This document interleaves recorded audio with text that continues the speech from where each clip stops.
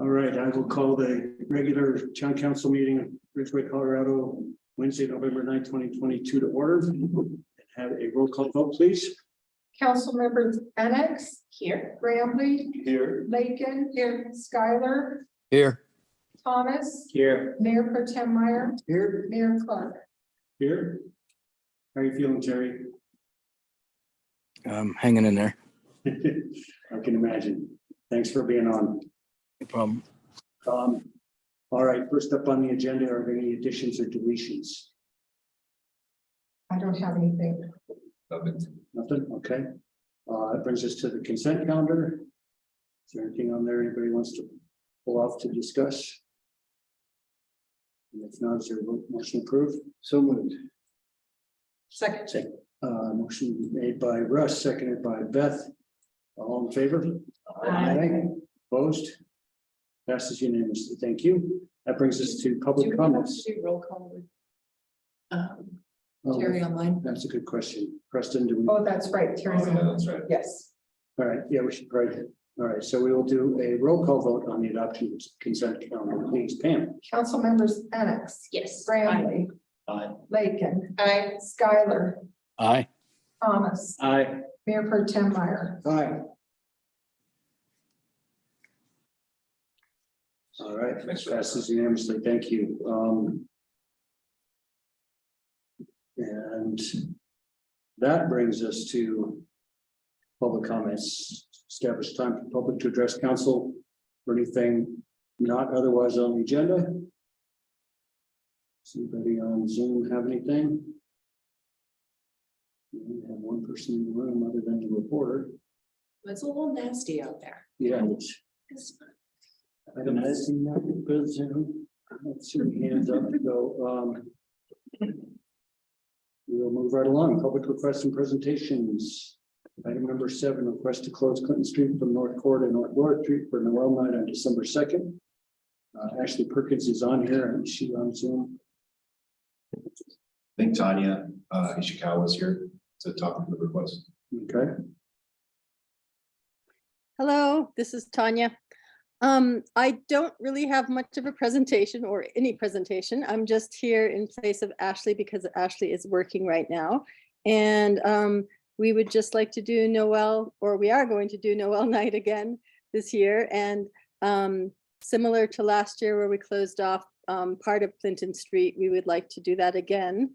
Last year it was just actually Cora to the alley by Kate's. This year we're hoping for Cora to Laura, because we want to include in front of Space to Create as part of that location. So that'll encourage people to come into the common spaces of Space to Create as well.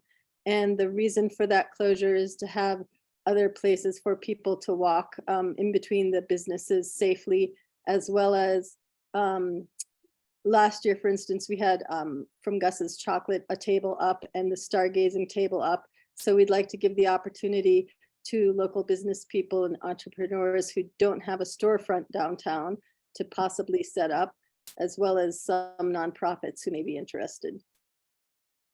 Great. I think it's an excellent idea, and I think going all the way to Laura, including the now open Space to Create, is a great idea. So I agree. Anybody else have any comments or questions? All good. Any comments or questions on Zoom? And we really appreciate the cooperation of Tara and Fuse in making this year happen as well. So That's great. Thank you. Pass that along to Tara. All right, somebody want to make a motion to approve that request? I'll move to approve the application for use of parks, facilities, and right of ways to close Clinton between Cora and Laura for Noel night, December 2nd, 8 p.m. Seconded. All right, a motion's been made and seconded. We need to have a roll call vote, please. and John, I do see a hand up from Val. Oh. All right. You've got. a Well, motion actually, on we got a motion on the floor, Okay. so Val will give you a second to weigh in after our vote. So Council members Enix. Aye. Graham-Lee, Aye. Lakin. Skylar, Aye. Thomas, Aye. Mayor Pro Tem Meyer. Aye. Great, that motion passes unanimously approving that request. Val? Yes, thank you for the opportunity to say a few words. My understanding is Noel night is to have a dark sky theme or to take advantage of Ridgway's dark sky designation. And so I think that's actually an opportunity for the town to perhaps work in a little bit of partnership with the Chamber of Commerce to basically highlight Ridgway's accomplishment and and what Ridgway is doing to help protect the dark skies. So, I think I and a few advocates will be there that evening, and probably as a minimum at least have a table and handing out some of the brochures for that Ridgway has for how they protect our dark sky. But I think if there's other opportunities, we might want to explore those as well. Thank you. Thanks, Val. That sounds like a great approach. So we will support that for sure. Can I just interject a question here for staff? Uh-huh. I know one of our recent meetings, there was discussions regarding the intensity of the lights there at Space to Create, especially the outdoor lights.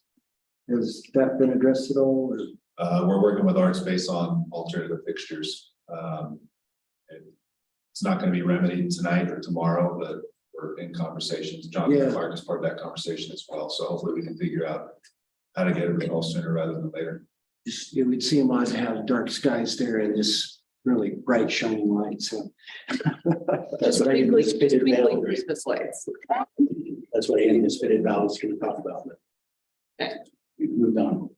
Yeah, we don't need to go into that rabbit hole right now, but we're working on it. okay, good. Thanks. Yep. All right, so that takes us to item number 8, presentation of annual report from the Ridgway Community Garden. Agnieszka. Hello, Hello. Welcome. you have the video up? So I submitted a written report. I'll just go over some of the statistics, data points, and then I want to take you on a virtual tour of the garden. We recorded a video in September during a work session, which should give you a really good feel for what happens at the garden on some days and our growing season. But just to highlight, basically in a nutshell, we had another full year in terms of membership. All the beds were rented. And we have people already asking about next year. We generally reopen renewals and memberships in February. So we find after a full growing season, nobody wants to think about getting their hands in the dirt again in November. With that, we served 76 adults and 20 children, probably more than that, because a lot of our families share their produce with friends and family. But the cool thing last year was that we had a family of 4 actually tend to a bed that they grew and specifically donated everything to the food pantry. So that was on top of just donations from other garden members. And we estimate that that supported 170 adults and 45 other children in the community. We also had 2 WIC families participate. We hosted several educational classes for membership in the community. We had work sessions and social gatherings. And then Voyager during the summer in their enrichment program brought kids to the garden to kind of have educational interactive activities for them. So if you don't mind, it's a 7-minute video, so I don't want to take up too much time. I'll stop talking and you can enjoy it.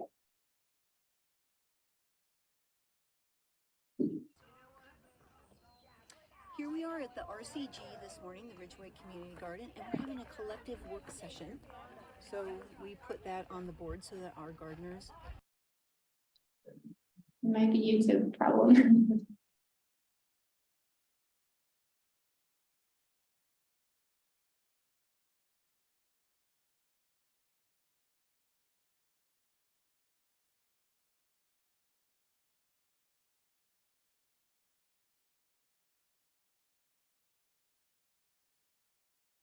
Know what's going on today, and let's go ahead and walk in. Okay, I'll talk for Chris as she's walking. So I think in this video, she's just entering the garden, that this was our work session. So you can see Add to people these working, cleaning our 50 beds. garden beds. We're also part of our work. Collective, We ask and everyone to some are contribute to general maintenance of the garden, so that involves bringing in For mulch, instance, a rhubarb bed, feeding, which is just in care of the its main second pathway. year, so we'll be harvesting a lot in year That three for bed, the gardeners. right that she's walking by, We that's a have communal plans bed. to It's put full in of more rhubarb, and we're gonna start harvesting from it next year. mature at this space. As you can see, we had a really Perhaps productive herbs, year. A lot of this was in mid-September, so everything was still like in its prime. There's a lot of production. So you're seeing some of the That's Carmela in the back. She has really beautiful flowers, and she's been super successful with tomatoes. produce this year. That's Our rarity to protective see. Or here, Chris is showing off our row covers that we use to extend the growing season, and also it buffers the wind and moderates the temperatures there. And then in the summer, when it's hot, a lot of the garden members take the covers off, and that's really great for pollinators. And she's walking up to my garden bed. We did an experiment that was successful, but it just totally took over that area. We grew a lot of pumpkins, and we harvested these ginormous jack-o'-lanterns. So that's what my family and a friend's family is doing with the kids. And here come the kids. They're all excited about their pumpkins that they just picked off. We had a few that were actually larger, and this was such an inspiration for the garden that I think we're going to put in a common pumpkin patch that the kids, especially in the kids area, can steward, and then we can share the pumpkins. Because we harvested more than we could manage off of like 6 plants, I think. You can always call high school science teachers and we'll blame them and calculate it. We have a pumpkin patch at the new children's play place area. I don't think the kids knew they were in video. And so now, Chris is, this is another way of covering the beds. It's great for greens. Families. There's actually, there's about 5 beds in that location, and it's like a shared effort among 6 families. So they grow together and rotate responsibilities, but it gives them the ability to grow more and a bigger diversity of produce. Inside, in the middle of the garden, there's like a flowering bed right there on the left, and it's great for pollinators because the apiary is just to the south. So we're finding more and more pollinators in the garden just over the last few years. And up to now Chris is walking towards the north, towards our composting system. So we had this build, I guess this was our 2nd year. We had to make some improvements, but there are 3 bins where we build compost and rotate. So we're able to produce enough compost for the garden for the whole season. This was, the left bin was getting depleted, and she was starting to build more.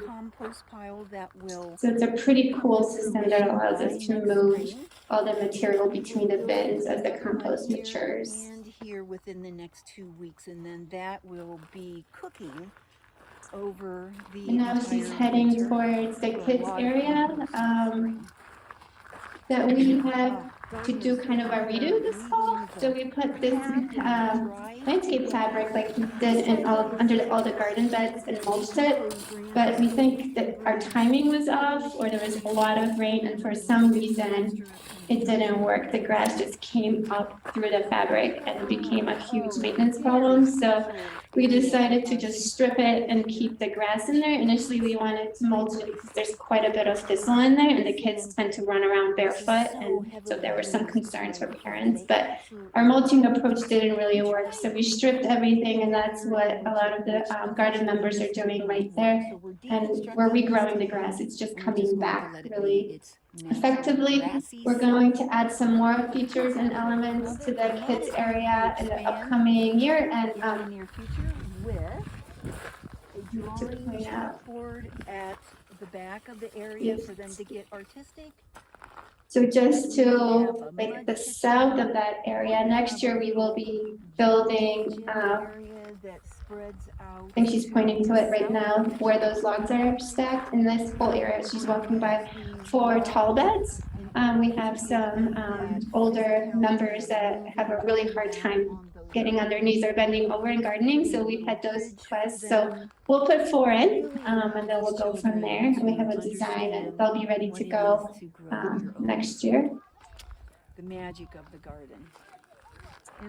That's our storage shed, which in September exploded and it was being organized. That's where we store all our tools and supplies that members have access to for free. It's included in their membership price.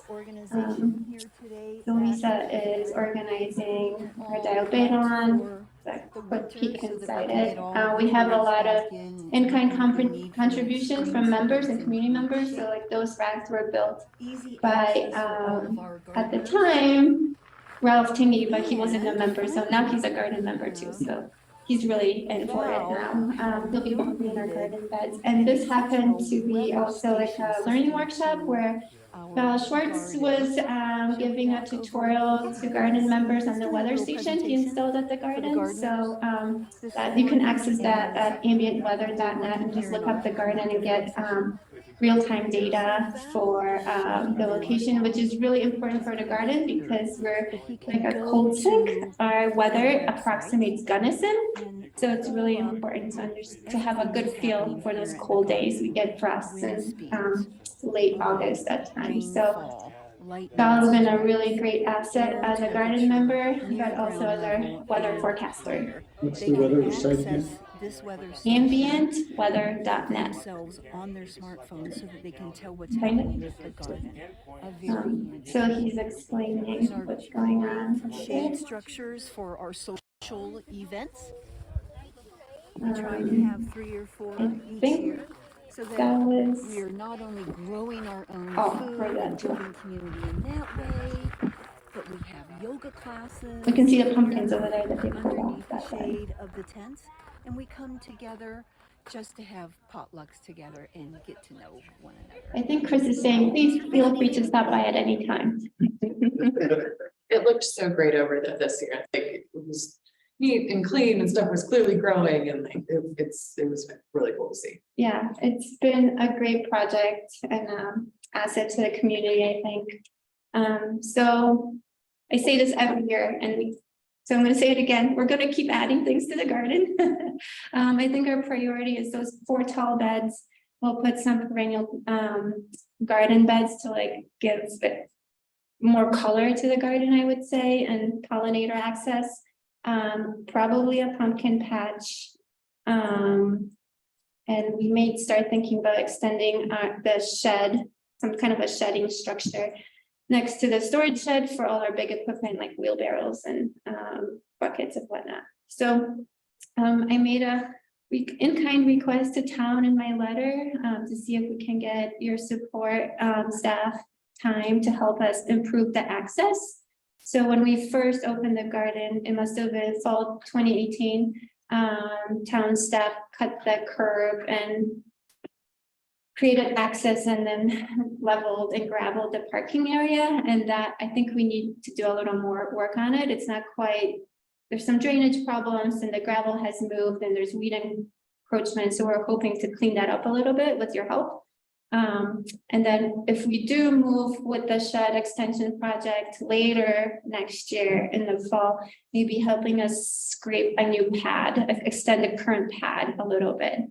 We just don't have access to like the heavier equipment. So that's what we would like to request. Good. Do you have any questions for me? Anybody have questions for Agnieszka? No, I just want to second what Beth said about it being so gorgeous over there. I take a lot of bike rides and always go by the community garden. It just brings me joy every time. Great, thanks. It's nice to hear. Agnieszka, I can't remember if it was you or Chris told me about your decision to, instead of having hoses laid out for people to use all the time, to reduce water consumption, that you went to a new method where, and remind me what that was. So And we've always had hoses for irrigation, no drip lines. We used to have drip lines at the old location, and through our research with Denver Urban Gardens, they've demonstrated that they get 75% water savings when people actually have to stand there and pay attention to what they're doing. So we have hoses, and we just, the improvement was that we put some really stout, massive uprights to hold the hoses. Initially, we just had like really weak boards that were holding it, and it lasted maybe 2 years. So it should be good. So. And were you able to emulate that from what Denver Urban had come up with, a 75% reduction or so? We don't have data from the old garden, and it was so much smaller, so it's not like apples to apples, but our water usage is pretty low, like our bills, and we just I don't have it in front of me, but like it's pretty modest considering how many garden beds we have there. It spikes like midsummer, but it's really reasonable. Yeah, I remember that's what Chris was saying, and I was trying to remember what that was, but just Yeah. asking not to dig into it, but to shine a light on it, that it was a decision. Yeah, I mean, I don't have like, I can't quantify, but like just subjectively, we can say we have water savings because there was a tendency with the drip lines that just to turn it on, go run an errand, and then the errand would take twice as long. And there was also more maintenance because we had breaks in lines or connectors failing. So it's more simple and straightforward. I guess I just was curious, if you guys are aware of that solar garden that's been proposed for some of the balance of Green Creek Park south of the community garden, and just if you guys have any thoughts about that.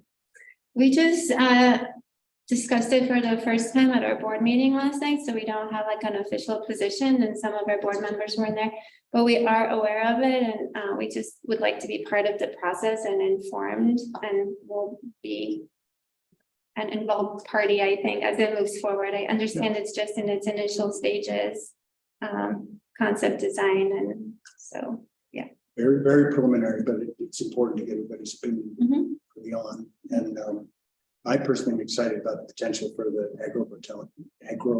agrivoltaic, growing things under the panels, and the panels actually make for sort of protection for shade loving crops, beans and things. So love to see if you guys were supportive of that.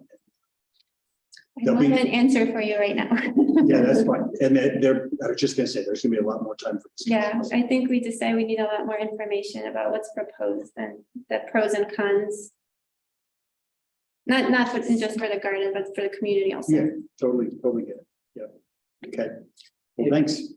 I was gonna tell you that, I mean, it's the same concept that you and I talked about. And Terry and I have been talking the last few days as well. Yep. I'm actually headed to Jack's Solar Garden on Friday morning. Okay. To go talk to them about their infrastructure and their costs and the pros and cons. And also, if you want, I can share with you, they're doing an online webinar, research webinar at the beginning of December to explain what it's been like to create the whole thing over the year, all the years, for some insight on that. Yeah, that would be great. I'm familiar with their approach that you shared. So, but a webinar is always a nice chance to like hear a little more about what it takes. Yeah. Yeah, this is the first time they've done that. So I think it'll be valuable information for everybody. So I'll try to get that broadcast. Okay. Sounds good. All right. Thanks for the presentation. As you know, we take your requests under consideration in the budget process. And we definitely love our relationship with the community garden. It's a great thing. Appreciate you being here. Great. Thank you. Thanks for your time. You're welcome. All right. Take care. Safe getting home. Yeah.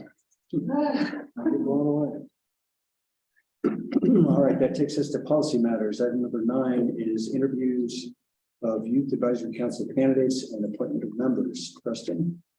Yeah, thank you, Mayor. So unfortunately, there's not going to be anyone here to interview tonight. I haven't heard back from Jonathan, and River is homesick. So they were the only 2 applicants for the 2022-2023 school year Youth Advisory Council, which is fantastic that they're interested, but unfortunate that we didn't get at least 5 members or 5 applicants like we did last year and the year before. So this item is meant for you all to kind of discuss how to move forward with that initiative this year. And sorry that doesn't appear we have the 2 applicants here to interview. But based on the authority and procedures, we didn't have enough applicants to appoint as membership to hit the quorum mark, right? So there's that. So what's your feeling, Preston, about moving forward? I mean, as you said, authorities procedure call out a quorum of 3. So, but it still seems like it's an opportunity for the 2 applicants to learn more about local government, and there just won't be a sort of the equivalent action item, action opportunities for them that there would be if there were more people.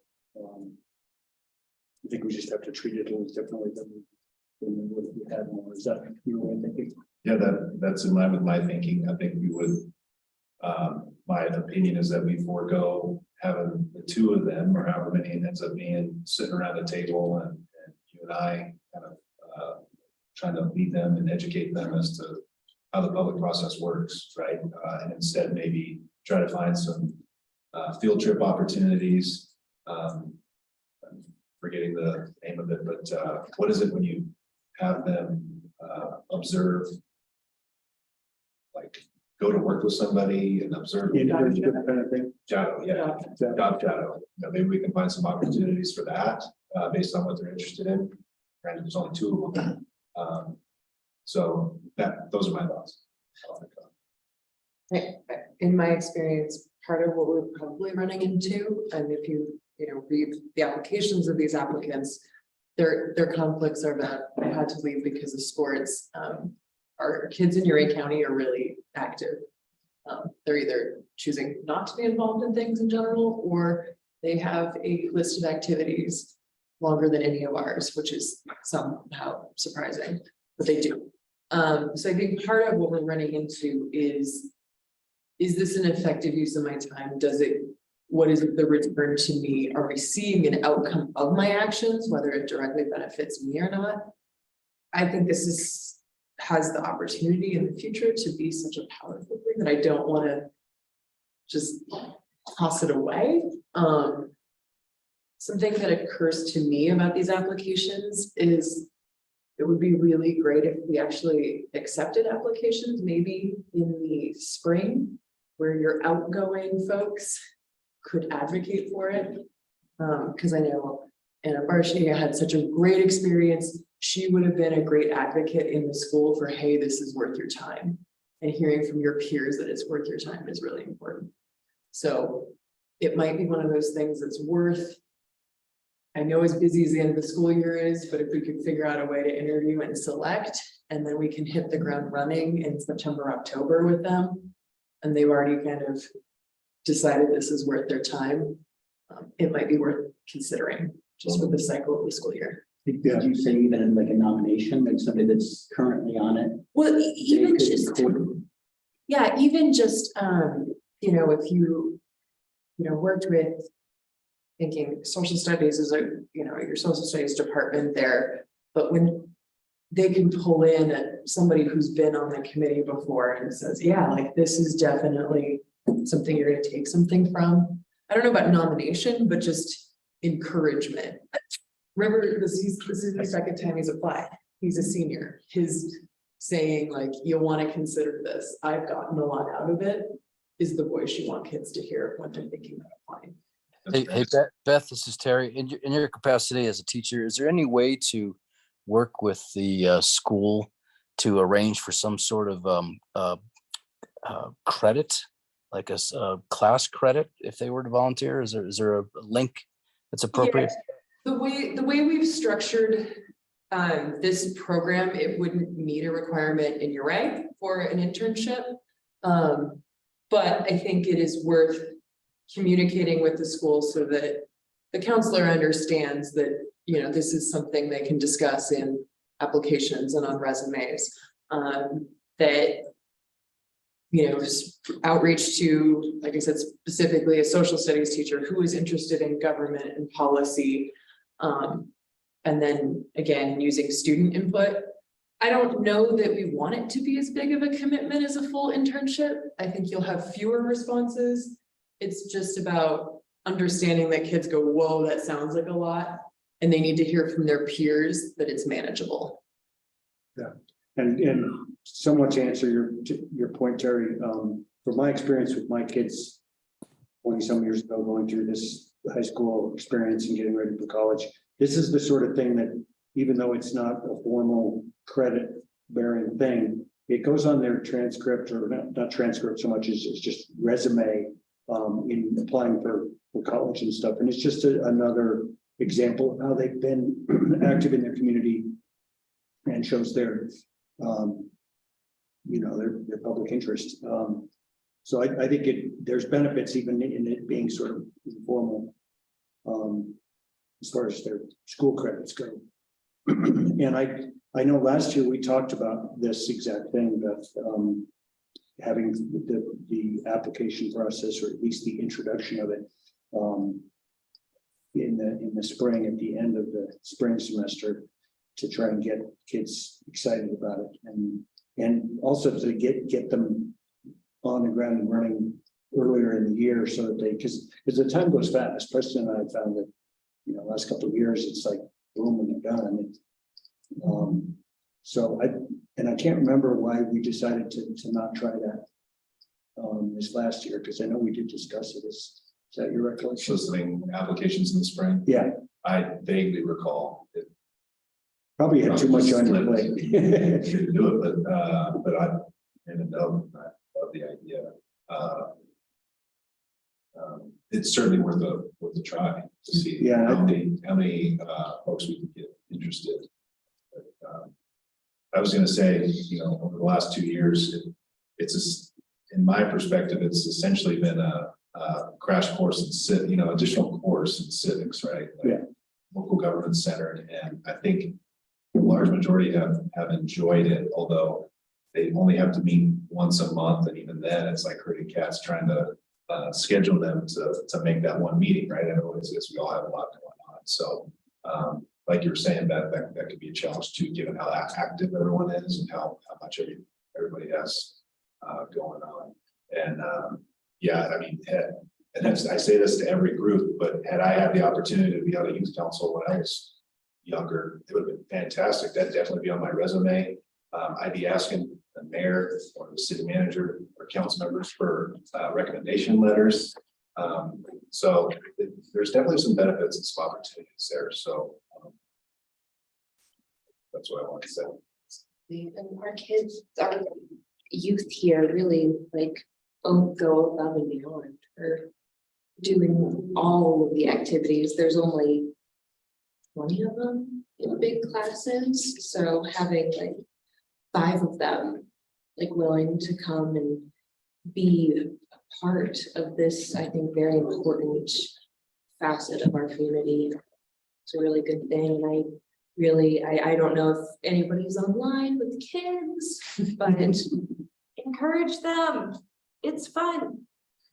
They'll learn a lot. And my goodness, a letter from Mayor Pro Tem, or a town planner, town manager, my goodness, imagine how good that would look on a college application. So, yeah, but again, I wouldn't take it personally. I just look at students in URA that I would think would apply for a similar opportunity there, and they're maxed out. So, yeah, I think that's going to be our perpetual challenge. And as Preston said, even the last couple of years, that trying to get meetings that everybody can attend is, we've got games that day, we've got practice that day. It's been tough, but well, it sounds like Preston will reach out. I know Ben Fibby is one of the teachers at Ridgway. Is Mr. Spearman still around? Spearman, I don't know, but he was the one who was always doing the We the People program. So I know he was really active with the civics and social studies side of things. So those are two names to reach out to. And then, I think it was Mr. Tibby was a big help in the last 2 years. Right. Getting or gauging interest and getting folks to, or students to apply. So, yeah, reach out to them. And one of the ways we can think about this is you both have ideas about how you could proceed with 2 students. River being a returning applicant, some of this could be an initial meeting with the 2 of those applicants to say, all right, this is what we've got. What are some of your visions and ideas for what we can accomplish this year? How can you benefit the town in this position, benefit your goals and interests? And that way, rather than just dictating to 2 of them, you can get some of those ideas. That's a great idea. It's more intimate that way too. Yeah, Instead of, right, you're not catering to a panel of ideas, you've got a couple, and that really may allow you to do some things you can't do with 5 to 9. Ironically, it's going to be great for the two of them. They're going to get a much more personalized experience and in a lot of ways a better, potentially better experience out of the whole process. So. I just pulled up the Colorado Municipal League and they're about youth education and outreach. One of the first things I see on here is about us going to them. As far as, instead of maybe as an initial or one time a year kind of thing. We've done that in the past. I'd love to see it happen again, like an annual visit to, you were on when we did it last time, no? No, it must have been prior to me, Okay. which means not nobody here. Okay, well, I think that would be a very good idea to, and again, maybe talk to Mr. Bibby or whoever else at the school and see if we could maybe do a council visit to the high school sometime in the spring and introduce the idea of the youth council to them as a way of generating some interest. Yeah, I would just approach, like I said, we don't know if Craig's still there, Ben's there, ask kind of where it fits and what they think. Government is a required class in Colorado. URA teaches it in the fall, but that would be, there's primarily seniors who take that class. And so I would approach the teachers and say, would you like to see that earlier? Is that a good fit? And just kind of see what they think.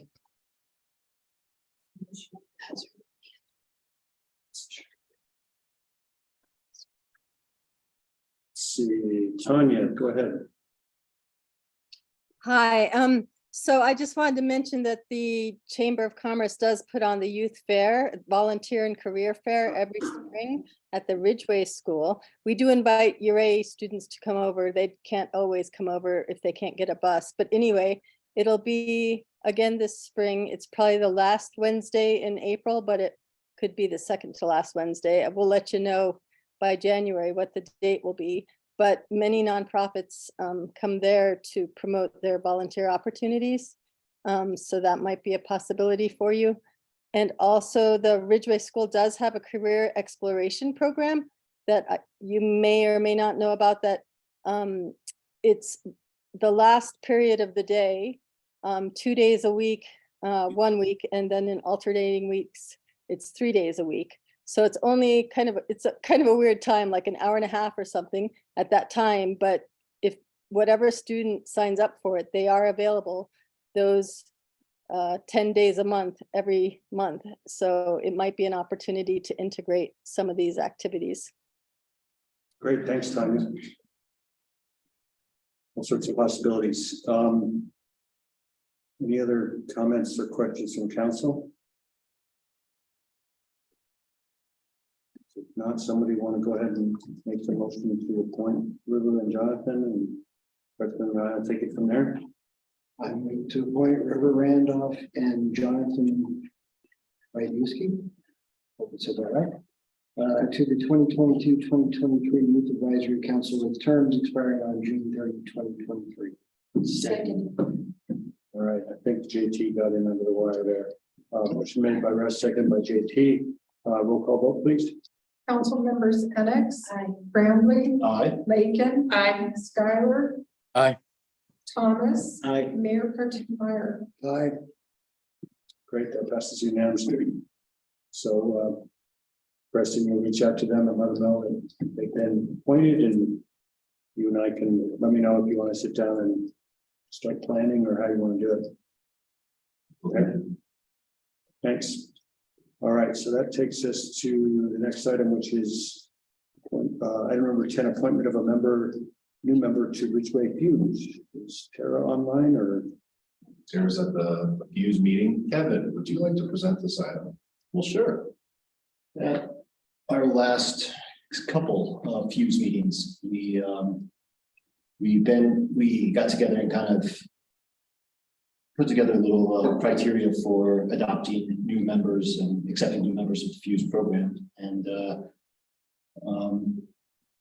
Donna, we got her application in, and she brought quite a bit to the table. We're really pleased, and we felt as a group unanimously that she'd be a really good addition to the Fuse group. And so we wanted to bring it to town council just to confirm it and stamp it official.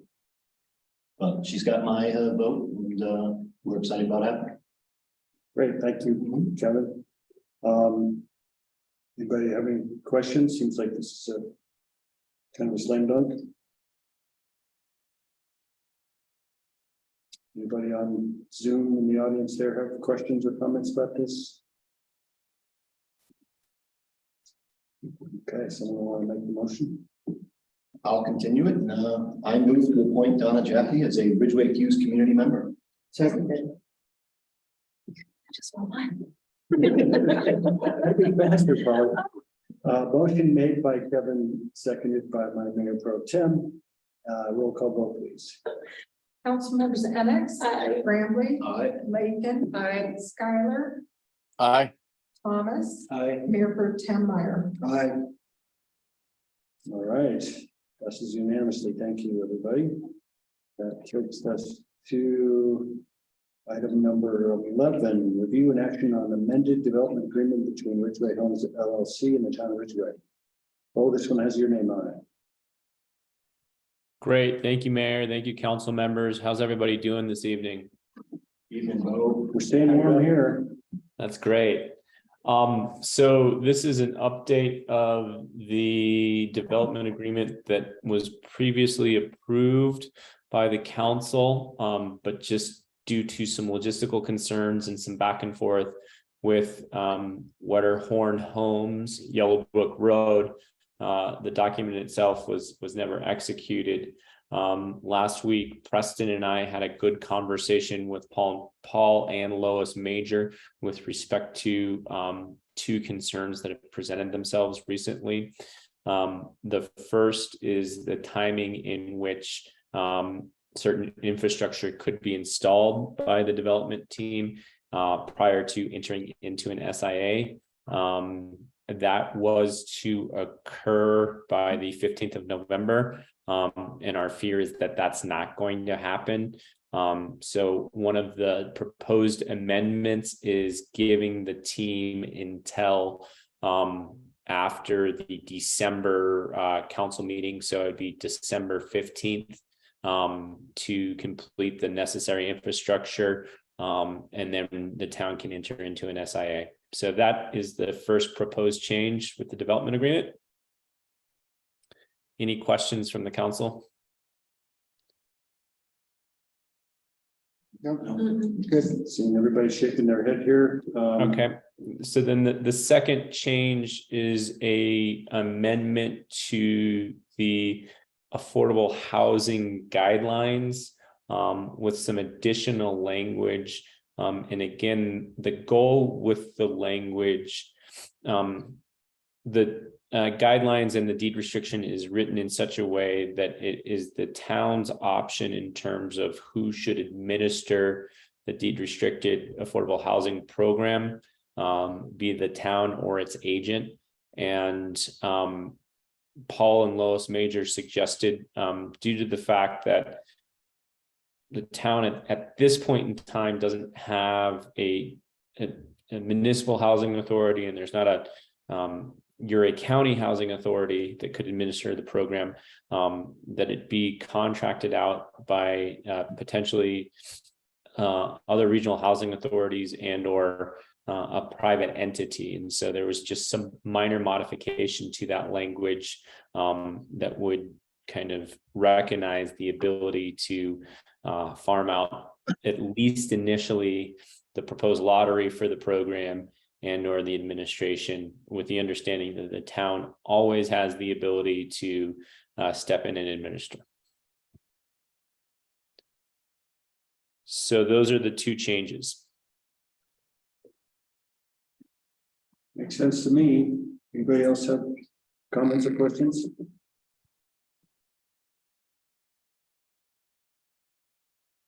Do we have an intent on a housing authority? I don't know that we have an intent, but with as many projects that are on tap in the county, those are probably discussions that we'll have to have in the not distant future. I know one thing we just had informal discussions about is that the home turf of Erie County is a relatively new entity that could be an ideal entity to handle things like these restrictions for us. Since they'll be doing some of their own and they'll have staff to handle that kind of thing. In the past, before the existence of that entity, we've talked about entering into agreement with either the San Miguel County Housing Authority or the Montrose County Housing Authority and having a cooperative agreement with them. So there's three different options right there. And as Beth says, I think we'll just have to start exploring that. Yeah, it seems that they have a fairly large role in this. So it seems a good idea to get that nailed down relatively soon. And Joanne's got her hand up. Okay. Go ahead, Joanne. Thank you. I didn't hear what you said about the changing on the timeline to get the necessary infrastructure in. Could you repeat that? The proposal is just to push everything back a month from, I think the initial date or proposed date was November 15th, and now it's, I believe, December 15th. November 8th is what it says in there. So how are they going to finish the roads and stuff, given the town's resolution that you can't do road construction after November 15th? That doesn't seem like that timeline's going to work. Well, it's a good question. I think the thing that we've assumed might need to happen just because of the nature of this project is that we may need to make an exception to that policy or resolution in this case. Preston, do you have another take on that? Problem is you can't really build roads when the ground's frozen. I totally get that, Joanne, and what Joanne's referring to is resolution 09-11, which precludes excavation of public rights of way. But I think what you said, John, is what I've gathered all along, at least in some of the initial approvals that the town council was interested in treating this nonprofit developer a little bit differently given their aggressive timelines. The development agreement specified getting an SIA in place on or before November 8th. That was yesterday. So, at the very least, we need to modify that date to accommodate for the fact that they've done all the sewer. Yeah, they've done all the sewer. They're working on water now. Not quite sure when that's going to be wrapped up, Joanne. I think hopefully in the next couple days. Obviously, weekend's coming up. Hopefully by the 15th, so they can start working on all the necessary infrastructure within the lot. But I hear what you're saying about the road and all those improvements like the sidewalk and subgrade and the class 6 necessary to get that road where it needs to be. But again, I'll go back to what Mayor Clark was saying is what I had been led to believe this whole time. Bo, I'm wondering what your thoughts are. Yeah, I think that I'm trying to recall from the conversation that we had with Paul and the team. They were aware and they were hopeful that the weather would clear up a little bit so that they would be, I think, not maybe done by the 15th, but somewhere around then. We haven't started developing the SIA as of yet, because I think we wanted to wait till things got closer to have an understanding of what exactly is still outstanding. And also, this project is not only different because it's a affordable housing and accelerated timeline. It's not a right of way that is being used for normal public transit right now. We're not digging in an alley that someone's using for access. All of those roads are already and have been entirely closed as part of construction. That's a. Because there have been other projects that would generate affordable housing, but haven't been afforded this piece. They're not digging up the roads in the middle of January in the middle of town.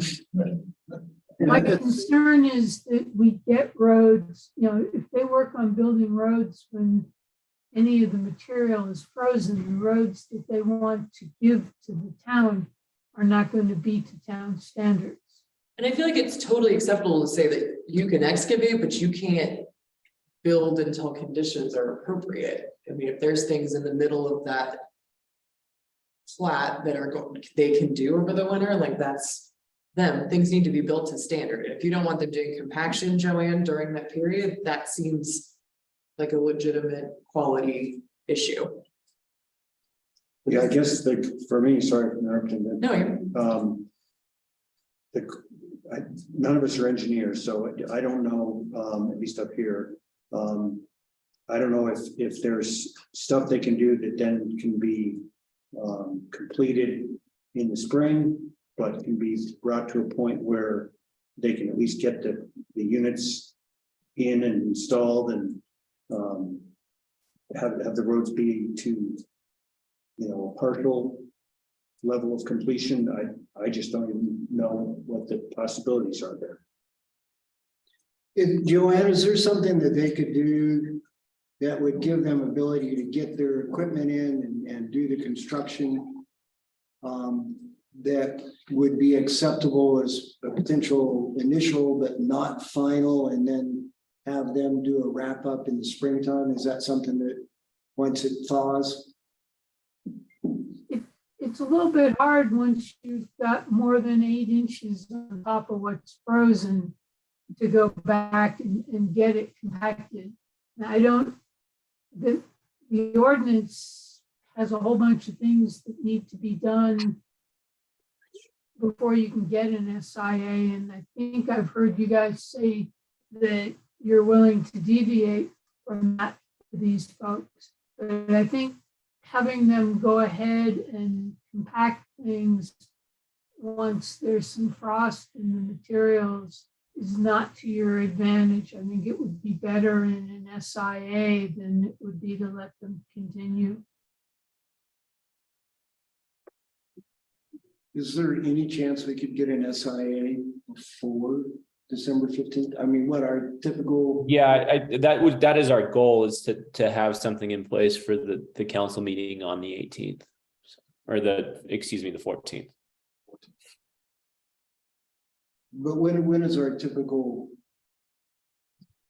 freeze date, so to speak, on road construction? This next Tuesday, in like 4 days, Tuesday, 5 days time. So there's no way we could get anything in place before then. Not the roads. right. That's, I think that's the key, is they're gonna need to understand what they can, and hopefully already do understand it, what they can and cannot do over the winter to proceed towards final plat. Well, and again, just to, be clear, we want to make sure we've already given them the consolidation. It doesn't have to be asphalt or anything like that. And so we're going with gravel roads, but we still want something that's not going to fall apart on us after they put it in. So that's the only concern I've got with this. As they're talking about it.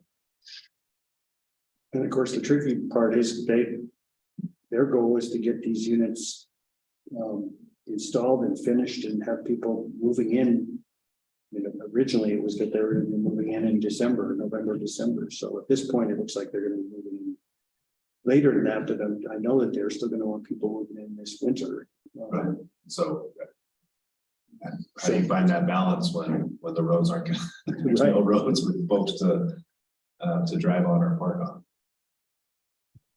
So I guess again, back to the question as a non-engineer, can the road be built to a temporary state and then re-excavated in the spring and redone, or is that just going to be so expensive that it makes it not? Sounds like it's gonna be significant. I hate to say this, but when they went back to, they brought us a plan originally. That was when we had the whole discussion about 12 units or 16 units, then we came back with a plan. Then we got the 14 unit plan. Great, awesome. It felt like we fell behind the super aggressive schedule. We were really gonna get the December move in. I don't know, have we held up our end of all of those bargains on timing? Cause I kind of feel like as long as we've done that, like if you can't build roads, you can't build the roads. Like, hopefully a developer understood that they were building in Colorado in the winter time and you maybe can't build roads. I want people in as soon as we can, like, don't get me wrong. I'm just, the realities may be that the roads cannot be constructed and this cannot be a livable neighborhood until spring.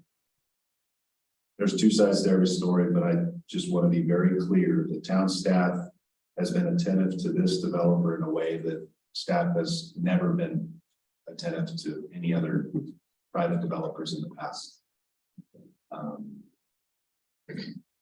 Back Joanne Fagan, Bo Nerlin, myself to an extent, went to great lengths to accommodate Ridgway Homes LLC over the last, I don't know, what is it, Bo, year and a half now, give or take. Yeah. I'll leave it at that. Yeah, and my point is like, there's just realities of building in Colorado in the winter and we're running up against them right now. Right. So what we're saying then is that, unfortunately, unless they're willing to build a temporary road that then they have to re-excavate down below the freeze level in the spring and rebuild, they're not going to be able to occupy those units until the spring. It sounds like what we're saying. Well, it sounds like the combination of what Joanne's saying and where they're at. I don't think anybody on this council wants to see those move-ins pushed back a day longer than they have to be. But the reality is we cannot accept a road built under conditions that our town engineer says they shouldn't be built under. Agreed.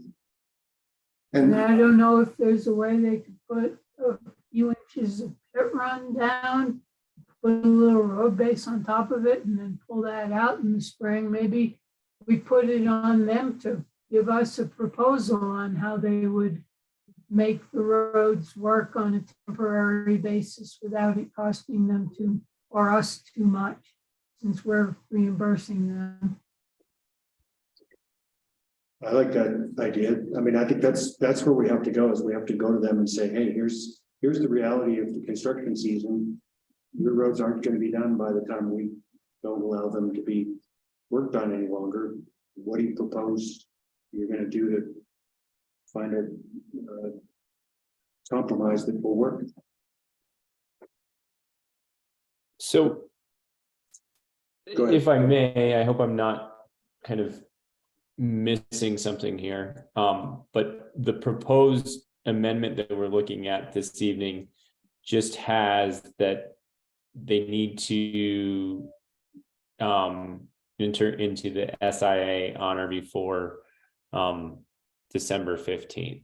So that's the one change. So at this point in time, this SIA is not asking for a waiver of the resolution or the November 15th timeframe. So I think it sounds like we've potentially got two different issues here. One is whether or not there should be an amendment to the development agreement, and then two, is it a conversation that needs to be had between town staff and the development team in terms of the concerns that we have with respect to the November 15th deadline and what it would look like with the delivery of the road and the timing from the developer. I think it's exactly right. So I feel like I think we're on board to say, yes, we need an SIA by December 15th.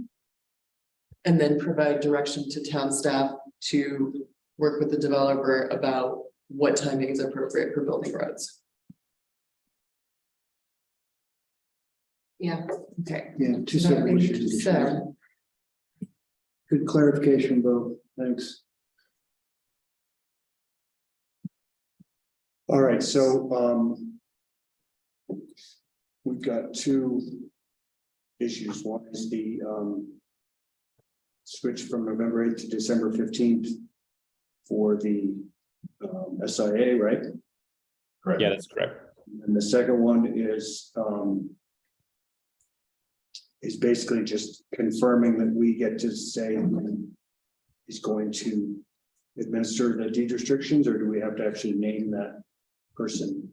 No, we don't have to name that person, but it would allow for either a government agency or a nonprofit. So. I have a question. Sorry for interrupting, Bo. No worries. I was just looking at the fee waivers. I know we had discussed potentially waiving water fees and sewer fee or water tap fees and sewer tap fees. Was that something that we officially were concrete in doing? I think we formally agreed to waive those. The carry-on discussion was whether we wanted to fund any of that. So we waived those fees to the developer. The decision was whether the town wanted to recompensate itself with some of our affordable housing money. Okay, thank you for helping That me was understand that. the way I remember that. I believe that's correct. Thank you. I just wanted to make sure that I was completely understanding. So as far as the development agreement goes, if we're going to approve it, our conditions we're changing the date the SIA needs to be approved, and what were the other conditions the SIA or the development agreement needs? It was the guidelines, right? Bo? Yeah, go ahead, Preston.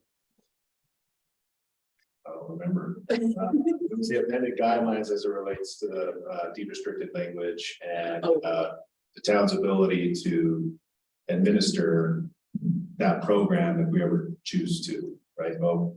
That's correct. Now you've left me to make that into a motion. You guys are trying. I'm just kidding. So it could just be to accept the amendment to the final development agreement as presented in the packet. Okay. Is there any other discussion that we need to have? Any other questions or comments from the audience online? None here. I've been following.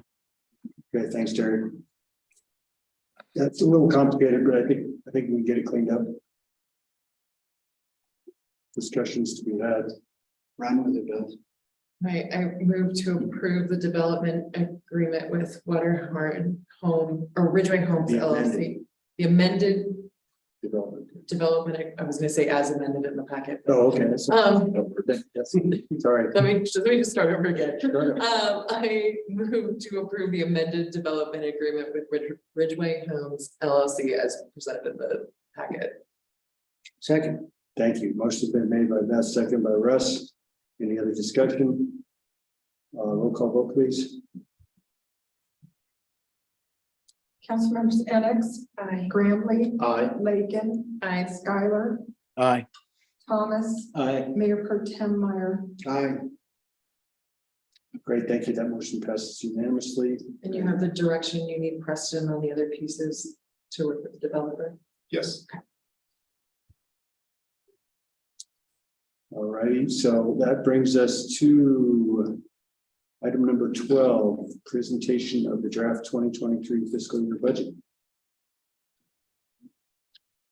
This is the third time the council has reviewed the budget. The last meeting was at our budget retreat workshop.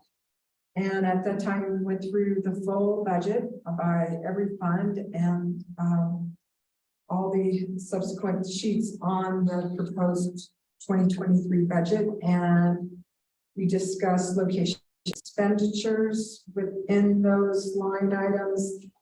And we worked with the 5-year and 10-year capital improvement projects by each fund. During that time, council made some directives that they would like to see added and removed to those 5 and 10-year capital improvement plans. If you would like, I could review what those are. Or how you would like to move forward tonight. Thanks, Pam. What's the feeling of council? You want to have her go over the details of what we talked about, or is everybody comfortable? There was no deviation from anything we discussed as far as moving those around, moving things from. In the capital improvement plans? There was an item that you moved from the 10-year to the 5-year. There was something that was moved to 10-year. There was a few items that were added to the 5-year plans. But since then, and one that was added to the 10-year. but since then, there's been no changes to. Oh, no. And so The that's. staff has made no changes other than that I have taken the budget and put in everything that we discussed and put in everything into the capital improvement plans that are in front of you. So all those will be reviewed come workshop. And they will be reviewed at our, well, yes, we'll have actually a meeting on the 17th. Yeah. 17th. And we'll review all that in detail again. So while you all are deciding what information you want to review here exactly, there's a slide up on the screen. You should be seeing it on Zoom too. Remaining timeline. This should look familiar. Today's council budget hearing, not really a hearing, but an opportunity for you all to delve into the budget again, and for members of the public. Liz to delve into the budget again, since Liz actually attended the whole budget retreat a few weeks ago. That was impressive. What Pam was talking about was follow up on council directions from the last meeting, specifically as it related to the capital projects. And now's the opportunity to further discuss and provide comment and opinions on specific items for the budget in general. Next Thursday, the 17th, will be in a similar format, but for a standalone budget workshop for staff to provide an overview of the budget. I'll have a more formal PowerPoint similar to the one that we did for the budget retreat. Pam will do her thing, of course, giving the overview. We'll follow up on any additional direction from council or requests for information. And then more on the 17th for you all to go one by one through the using air quotes council initiatives, the funding requests that are received from nonprofit organizations. It's always a very interesting and I think it's kind of a fun exercise to go through and all those funding requests. I will present a draft version of the 2023 strategic plan. I assure you I've taken good notes, and it's going to be a great draft of what staff, what the town and staff via the work plan should undertake in 2023. And of course, discussion and comment by not only the public, but council, staff, etc.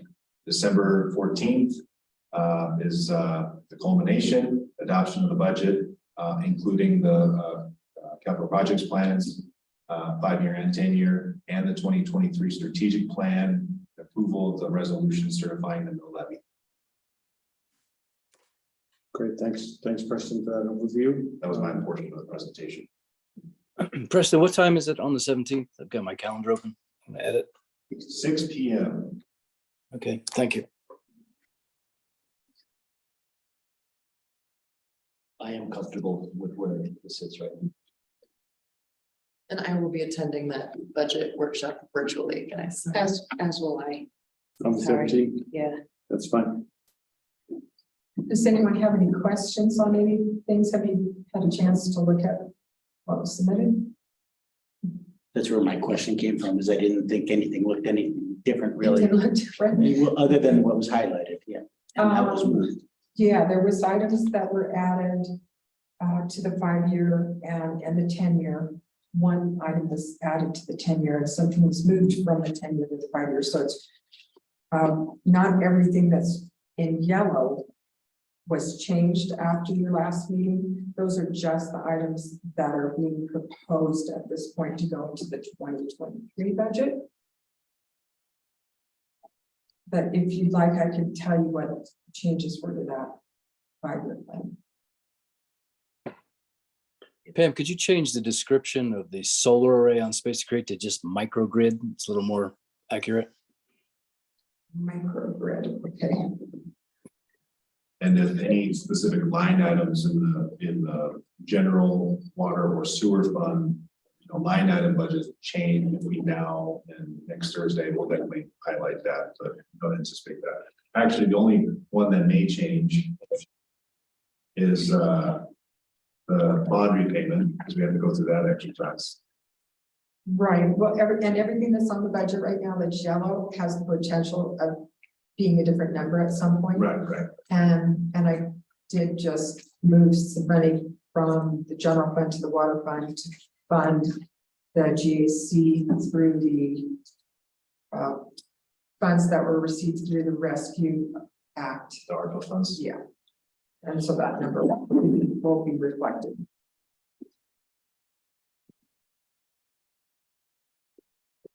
That all sounds good to me. I think So I think really it's probably just looking at the 5-year plan at this point, you'll see that there's some things that have changed on there. Yeah.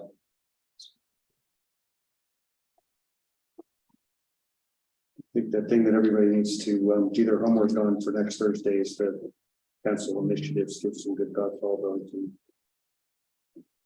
come prepared to discuss those in detail. Among other things, of course. And then we also had the strategic initiatives. Right. That we didn't cover. Oh, that's right. Yeah, we didn't cover that in the budget retreat, did we? We had enough. Yes. All right, any questions from anybody on Zoom about the budget process or documents being presented tonight?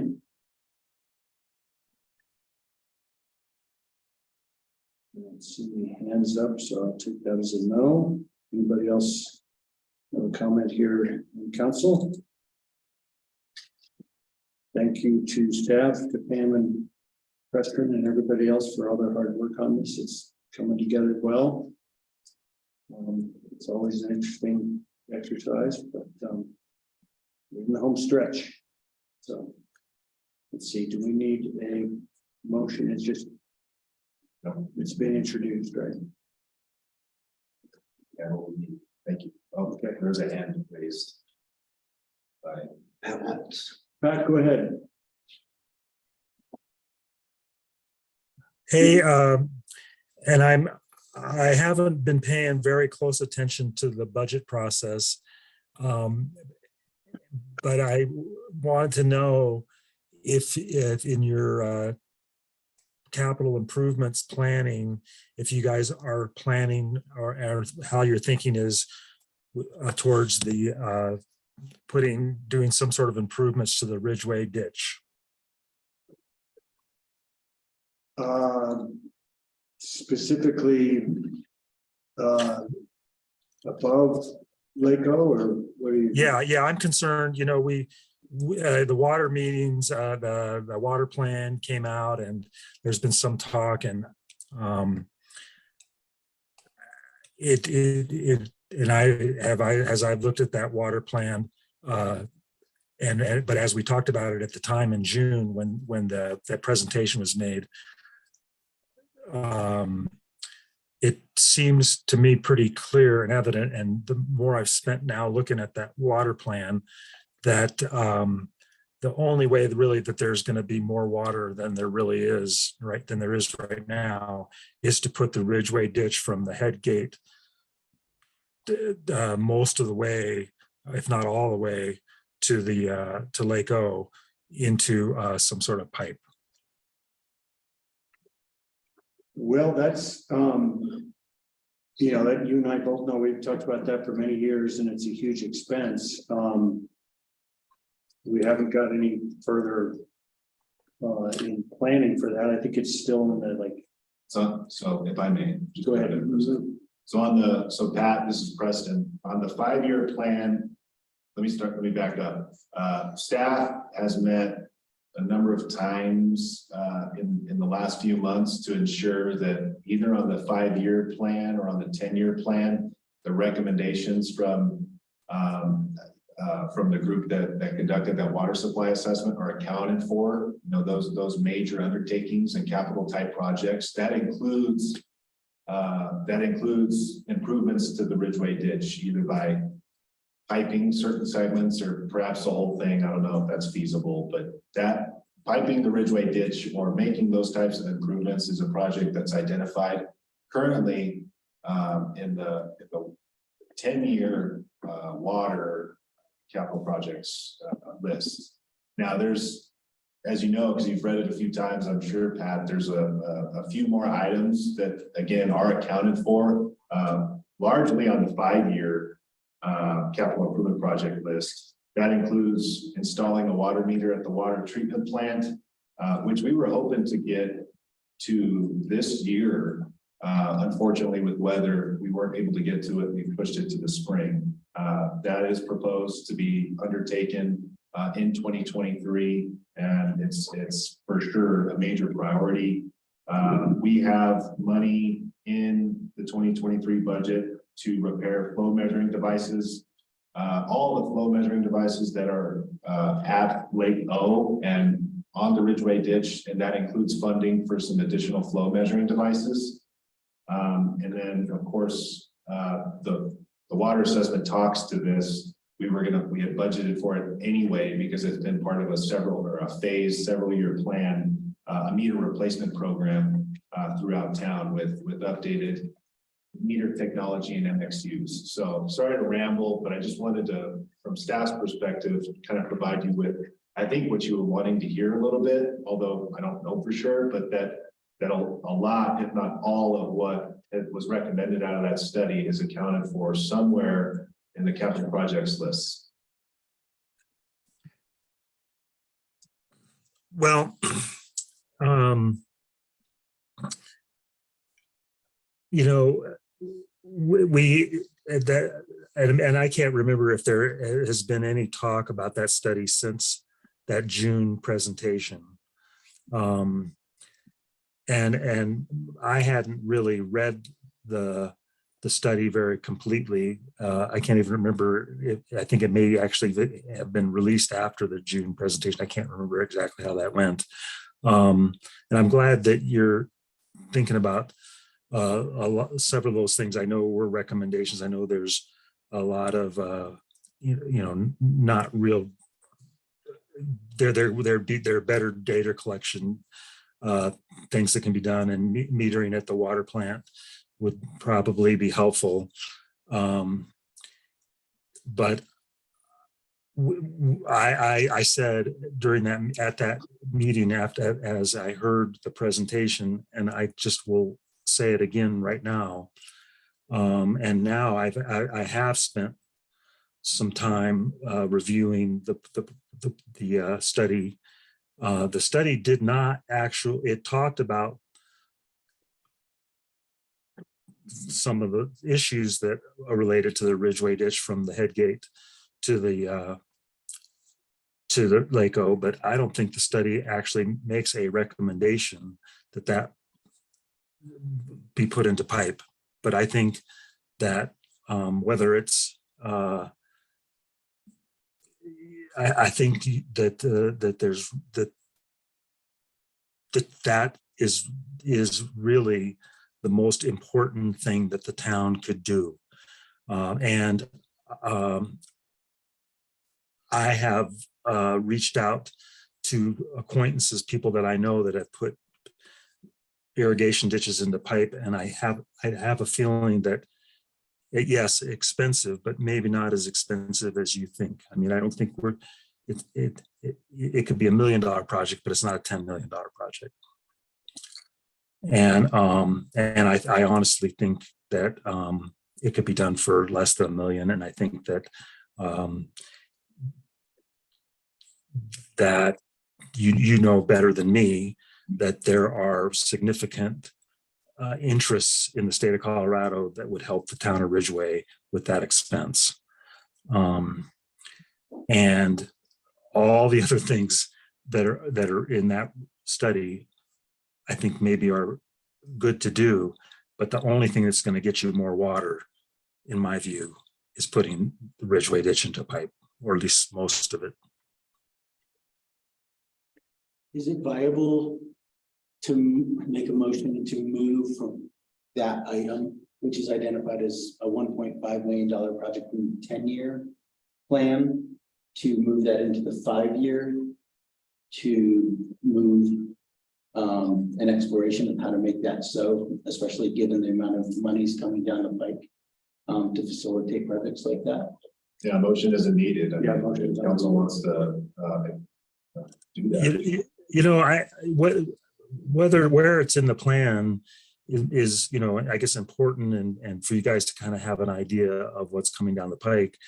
But I think, and maybe it's a conversation with the people that did that engineering study, or did the water plan, but spending a small amount of money, and I don't know how much a small amount of money is, but to assess, get a better assessment of the cost. Again, having spoke to people that I know that have put their irrigations into ditches, into pipe. I think that I was surprised that it's not as big an undertaking as one might otherwise think. Well, I think what you're hearing tonight is that we're willing to move it up in the strategic plan.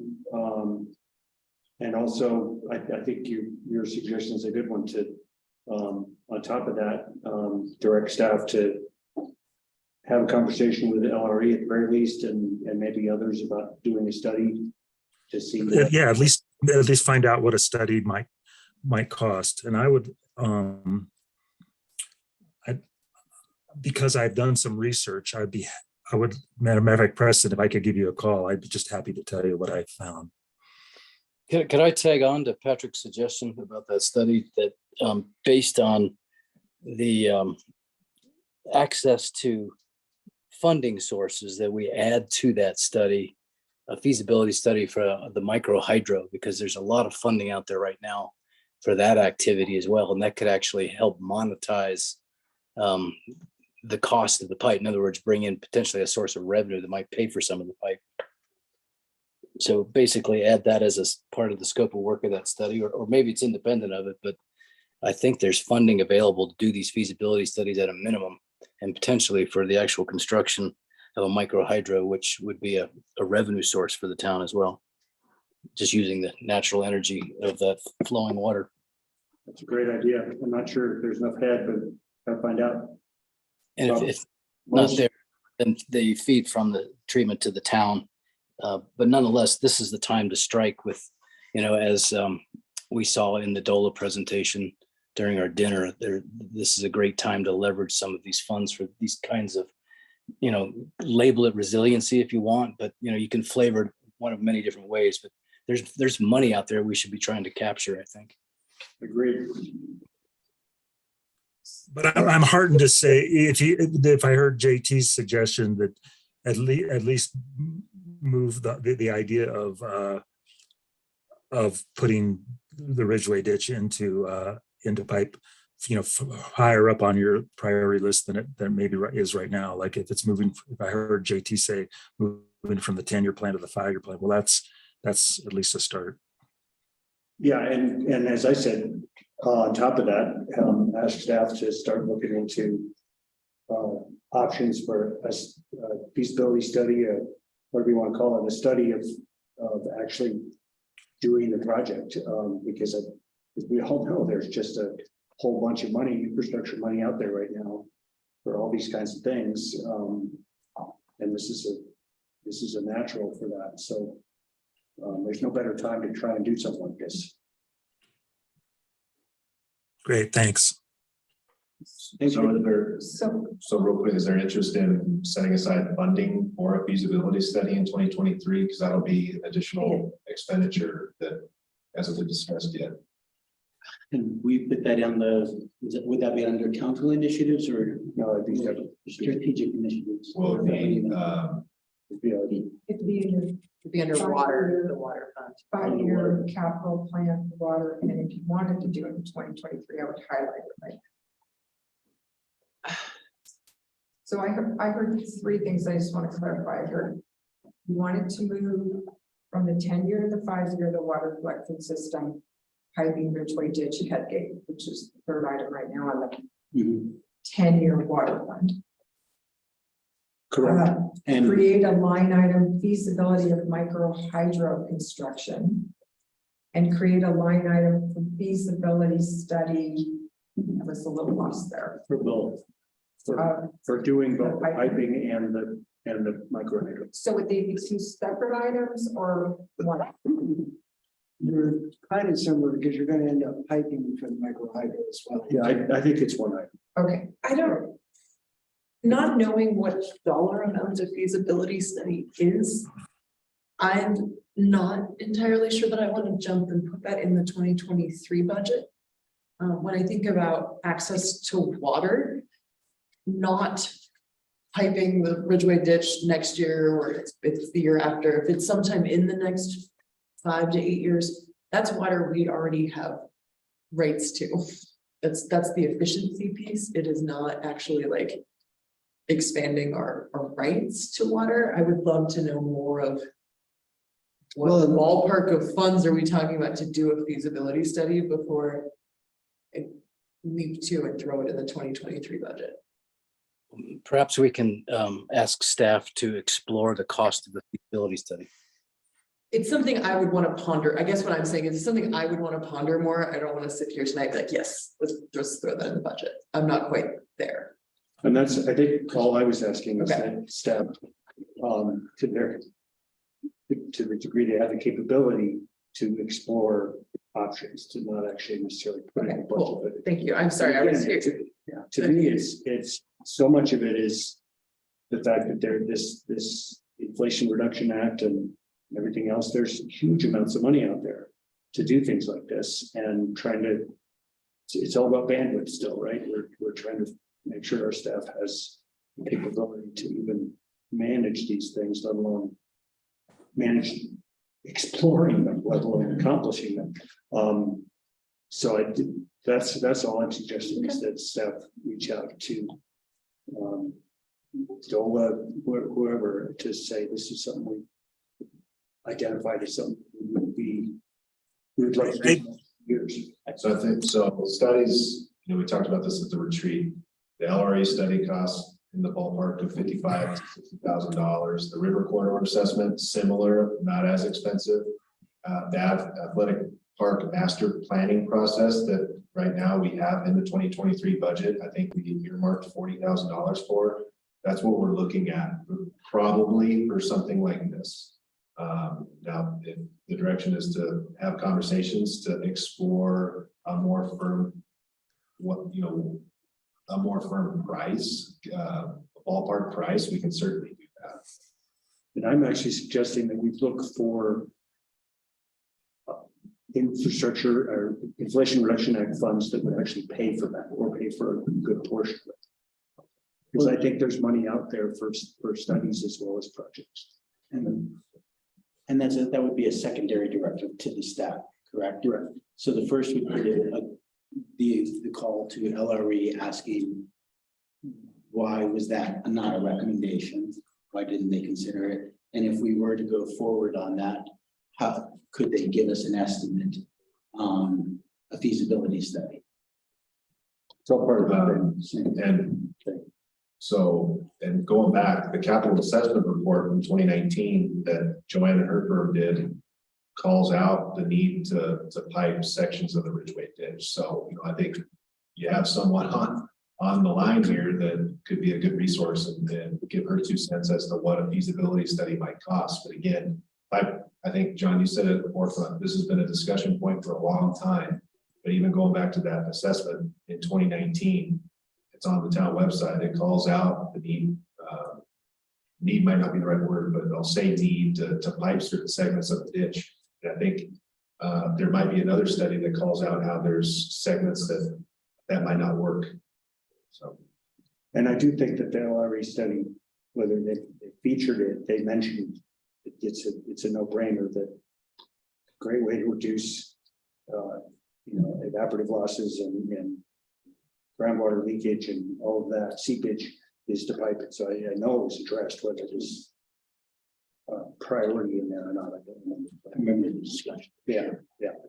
So I think basically just giving staff direction. We've already mentioned the things we want to move from the 10-year to the 5-year. And then the new item that's both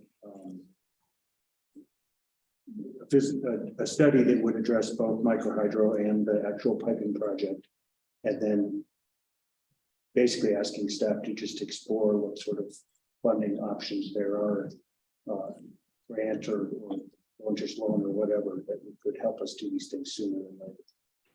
Agreed. Patrick? I just, I jumped to saying that this is what I thought the need is. And I just, and then I hear, yes, there's other recommendations in that report. And but when you drill down that study, it says that there's about 60% of the water that enters the Ridgway ditch at the Ridgway at the head gate does not end up in Lake O. And if you could, if we can capture most of that water that's lost in the line, then I think the town, that report's conclusions that the town has enough water to 2050 can be substantiated. But if you don't do that, I read the other parts about other water rights, and yeah, you could get other water rights, but you don't have a straw big enough to take any more water than you already have the water rights to do. So I guess I just want to emphasize again how important that this particular project is. I like the way you're going, and maybe I'm being redundant and wasting your time, but I just wanted to say that. Thanks, Patrick. No, I think we're hearing you loud and clear, and we're trying to figure out the best way to move forward and accomplish it in an efficient manner.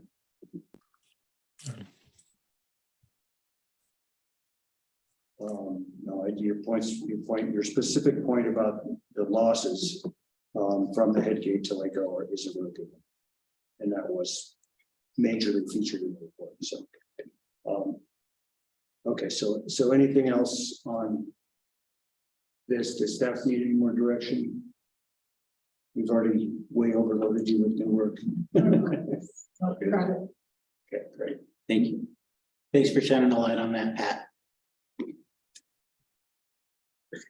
All right, other comments, other questions? We done on that one?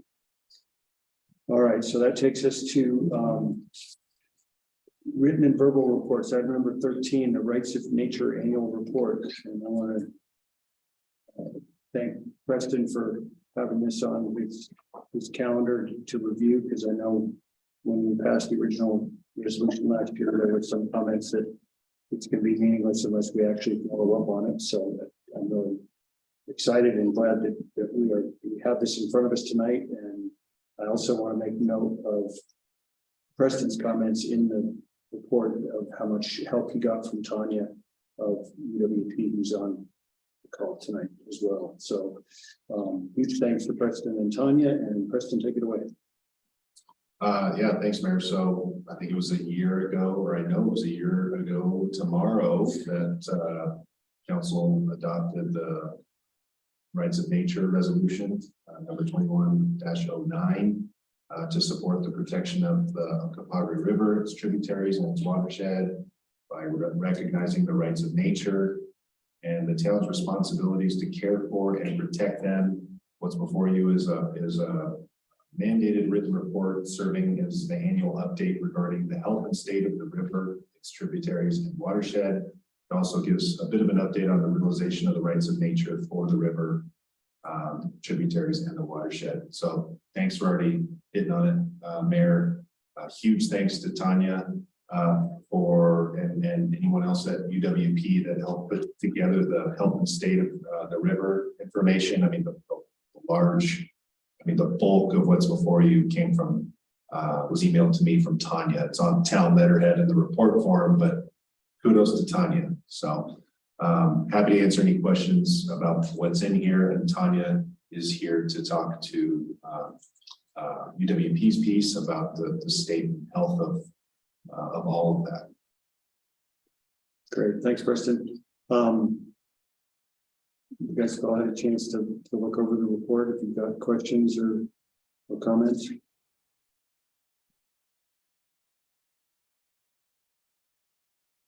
Anything you want to add, Tanya? No, I don't think so. I think it speaks for itself, except for that I didn't get to put much water quality data. I mean, if I was going to do a state of the watershed, I might do that, and I didn't get a chance this time. So I would be happy to do that the next time around. And I would just, it's a good opportunity for me to share information about the watershed with the community. But this is your resolution and your plan to protect the river. So if you have requests for information for the next time around, things that you think would help the community and the council and the staff understand what they need to make this resolution meaningful, just let us know and we can work on that information for you.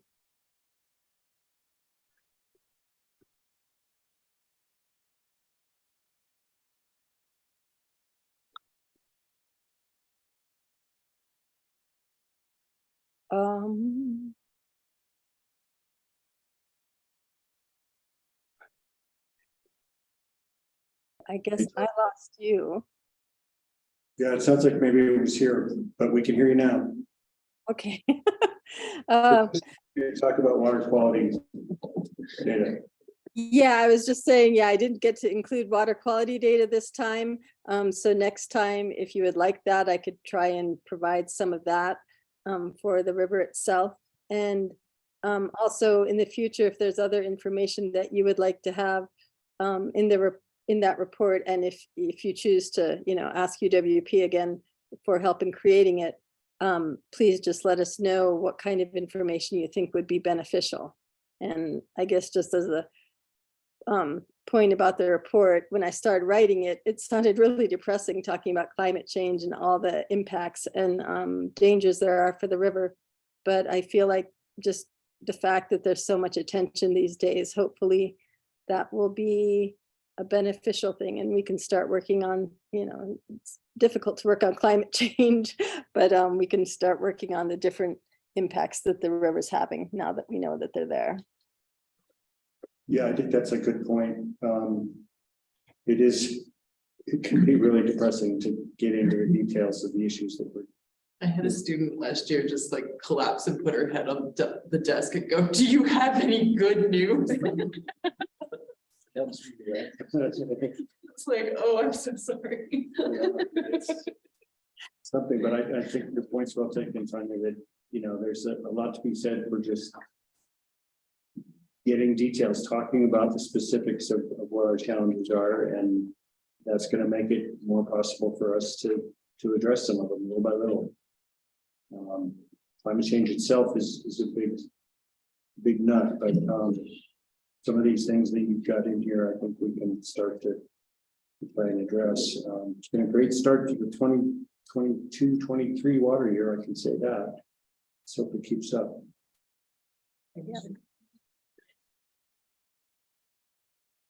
And even though you're pointing out the things that you left out, even just having along these links to the watershed in Ridgway County and the watershed plan are super helpful for all of us to have access to throughout the year.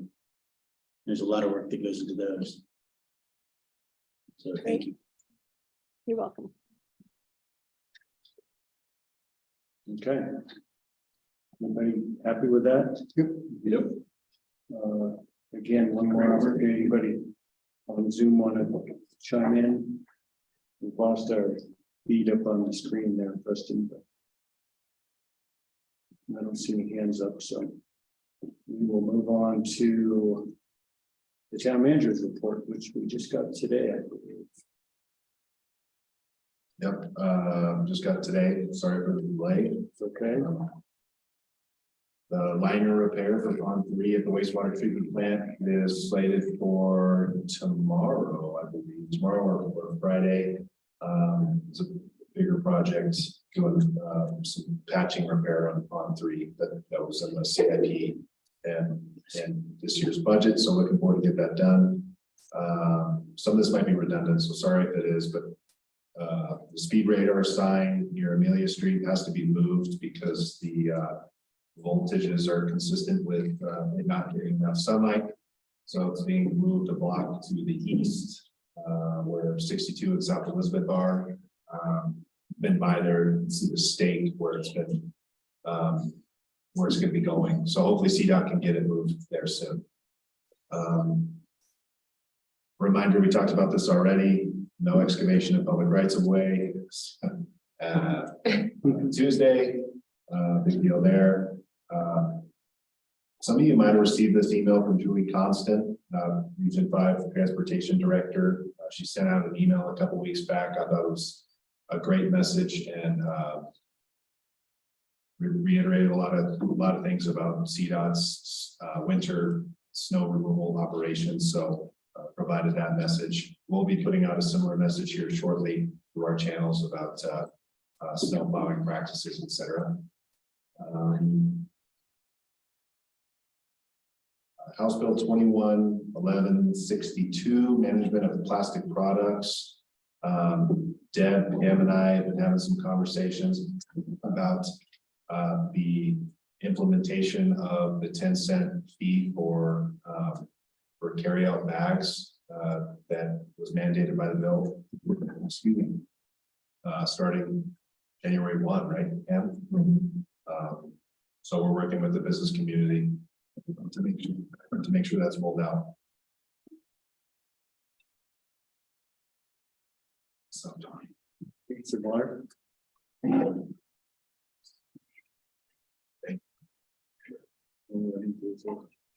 Anybody have any questions on anything?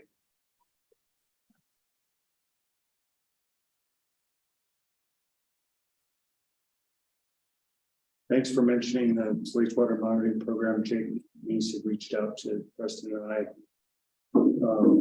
about this. I don't know if you're all aware, but that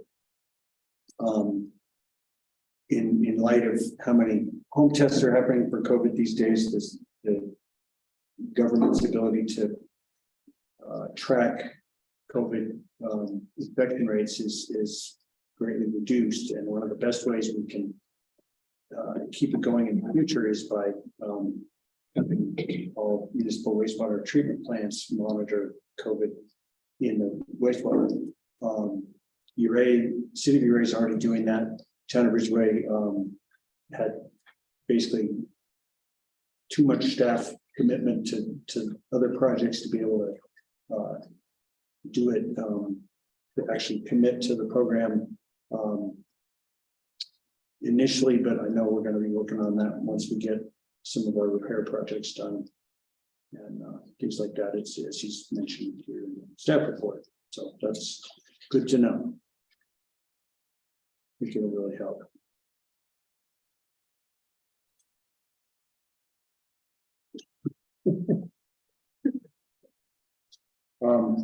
Anybody else have comments while Preston's recovering his voice?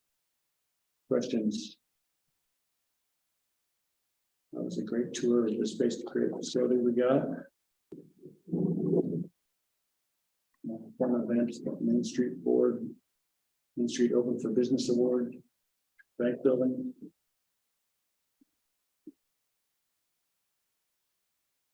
Questions, comments, either here or on Zoom? Everybody on Zoom got the town manager's report, but it's on the town website. Yeah, actually, it's probably not on the website yet, but we'll get it on there. Last thing I want to mention, shout out to Rachel Esters. She's the newest part-time contracted deputy that we can rely on to cover shifts, and started them through field training and nominated to take shifts. So glad to have her on board. She's a part-time officer with the Ridgway Police Department. So again, great to have her on. And then Shane provided some stats through yesterday of calls for service and self-initiated field activity. Again, reach calendar year through November 8th. So kind of interesting to see those numbers. Thanks for that. Yeah, and if any of you haven't met Rachel Esters, you should meet her when she's working. She's great. Got a lot of history in the area, and she's very involved with training and awareness of what you call it, the DEI efforts in law enforcement, diversity, equity, and inclusion. Just a great new member of the team. So.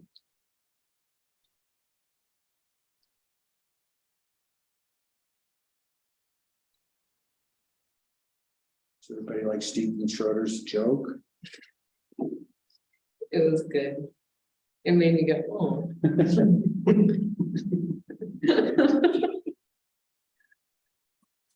What'd you think, Bo? Let's hear Bose. I don't know why I'm the arbiter of comedy, but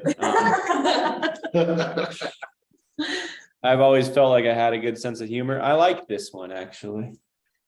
I thought so too. I don't know, you've always had strong opinions and voice to me. Maybe that's just it. I'm opinionated. Yeah, that's for sure. All right, so let's see, where does that take us? We have an executive session. Unless there's anything else, actually, does anybody have any committee reports? We can get those out of the way before we go into executive session. I could do one for Sustainability Advisory Board. I think everybody here knows that we meet the first Wednesday of every month. And in our most recent meeting, and Terry's been joining in for all of these as well. It's a new committee, so we're trying to get our feet, and just even the basic process and figuring out where to put all the information among all of the information out there in the world. And our core focus, of course, has become on energy, especially on the fronts of beneficial electrification. Our next meeting is going to be completely dedicated to drilling into our codes to understand what we have, and also with an ear toward, especially to Kim from Eco Action Partners, who's now on the state code board, and those are going to be rolled out statewide in the spring or early summer, even July. And so that, by coordinating with her, with Zebra committee, we're able to really zero in on the most efficient way we can get to further discussions here at council about beneficial electrification and all of the other efforts that we're making towards achieving our goals with the climate action plans. So that's on the energy front. We haven't drilled into the water elements yet, but we've definitely identified that as one of our major focuses, both municipal and just having a greater sense of what's going on in the watershed. And then thirdly, the educational component, which plays into all of those, which includes outreach and developing stakeholders and nurturing stakeholders within the community on all those fronts. But yeah, a lot of, as Preston would say, having robust conversations, even about the basic process of getting the committee up and running, which is, I think that after this next meeting, we'll have a better sense of how to set our goals and have some deliverables to town council. Sounds good. Thanks, JT. So great new committee. I do want to add in relationship to that. Actually, I had an amazing meeting today in Telluride with some folks over there, just to find out, because there's an effort to work on sustainability and climate issues regionally.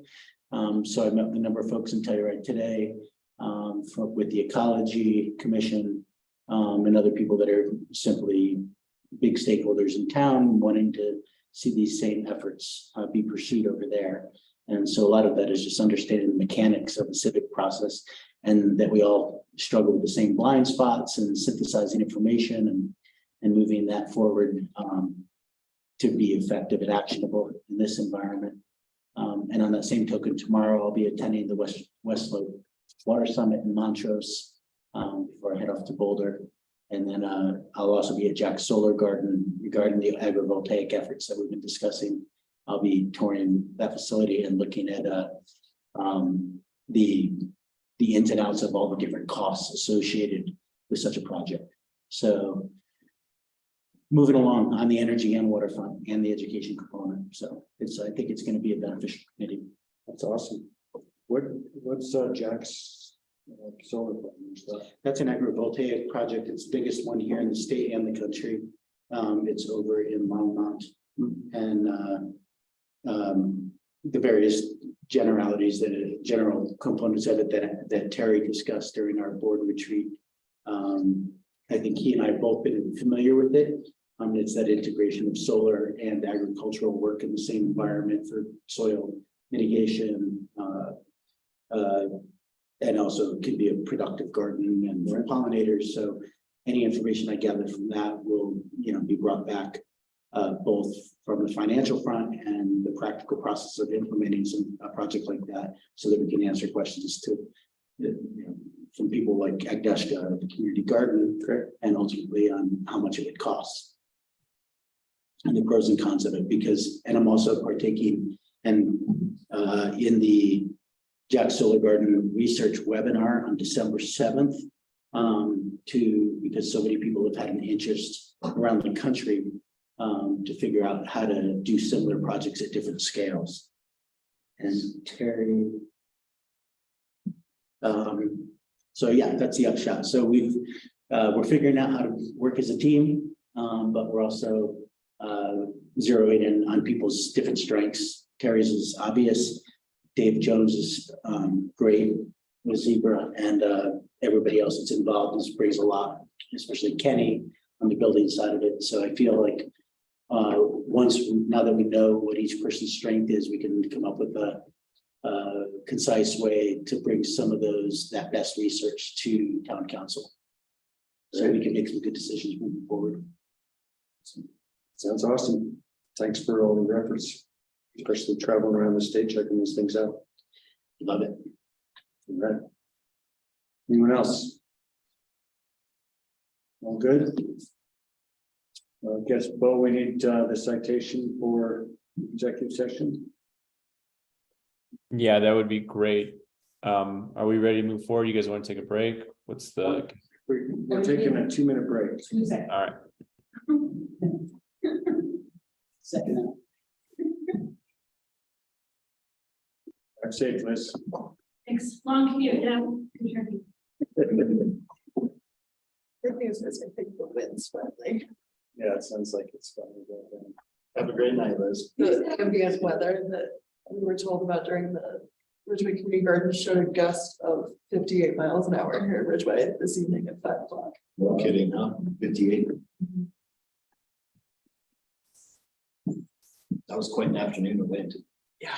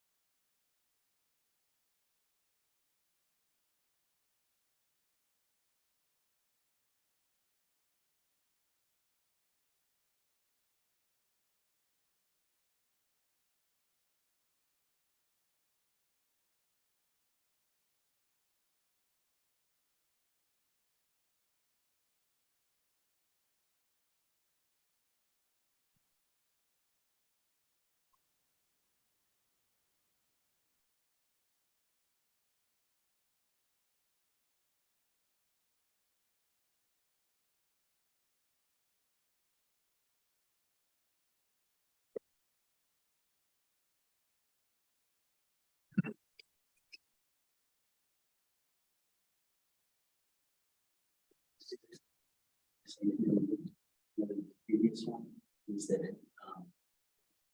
that I is it when things that were discussed outside of the budget and ended up. So like I had the ones that. Okay.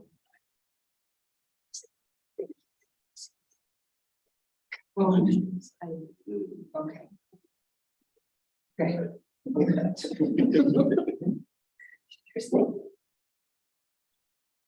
All right, Bo, I think we're ready. All right, great. Thank you. If we could get an executive session, a motion to go into executive session pursuant to 24-6-4024B for the purpose of receiving legal advice with respect to a specific legal question regarding the possible purchase and or condemnation of 539 Marion Overlook, Ridgway, Colorado. And then we have a second executive session pursuant to 24-6-4024B for the purpose of receiving legal advice. A specific legal question regarding the possible purchase and or condemnation of TBD Laura Street in Ridgway. So moved. Second, and we have one person still online that I'm not aware of. Should be here, Clark Gilbert. Oh, there he goes, there he goes. Okay. All right, motion made by Beth, seconded by Russ to go into executive session on the aforementioned topics. Roll call vote, please. Council members, Annex. Aye. Grandway. Aye. Lakin. Aye. Skylar. You there, Terry? Terry. Mute. Sorry, aye, yep. Thomas. Aye. And Mayor Pro Tem Meyer. Aye. All right, passed unanimously. We are in executive session. Take it away, Bo. All right, this is an executive session for the conference with the town attorney for the purpose of receiving legal advice on a specific legal question pursuant to CRS 24-6-424B, respecting with regard to the possible purchase and or condemnation of 539 Marion Overlook, Ridgway, Colorado. We have a second executive session. I think it's good if we bifurcate these. So we'll go ahead and go through all the preamble on this first one, conclude that, and then go on to the second executive session. It is Wednesday, November 9th, and the time is 7:31 p.m. For the record, I am the municipal attorney. Also present at the executive session are the following persons. Turn it over to the room. Beth Lakin, JT Thomas, John Clark, Russ Meyer, Polly Enix, Kevin Grambley, Pam Crab, and Preston Neal. This is the executive session as stated for the motion to go into the executive session. I caution each participant to confine all discussions to the stated purpose of the executive session and that no formal action may occur in the executive session. If at any point in the executive session, any participant believes that the discussion goes outside the proper scope of the executive session, please interrupt the discussion to make an objection. As the attorney for the town of Ridgway, it's my position that the executive session constitutes a privileged attorney-client communication Therefore, I'm recommending that no recording be kept of this executive session.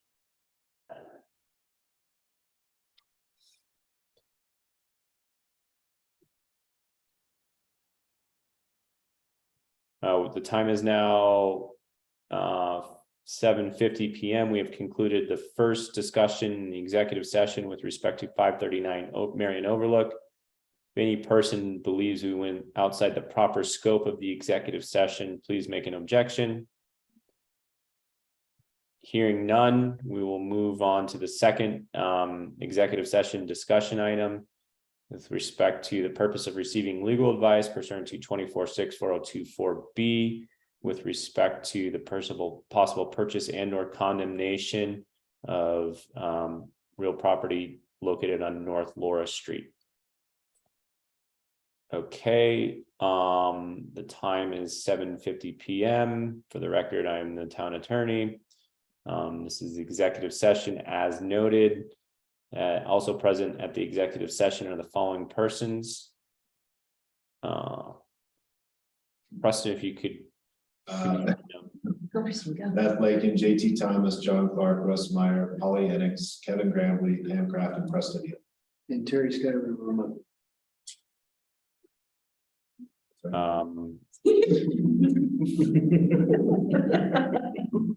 Caution each participant to confine all discussions to the stated purpose of the executive session, that no formal action may occur in the executive session.